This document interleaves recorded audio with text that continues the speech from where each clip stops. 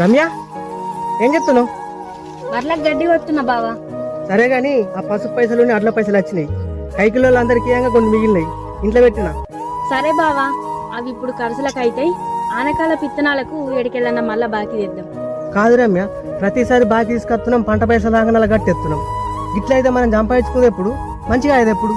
కాదు బావా, మనం వ్యవసాయం చేసేది ఆస్తి సంపాదించుకునేటందుకు కాదు, మనం కడుపు నిండా తిని 10 మందికి కడుపు నింపేటందుకు.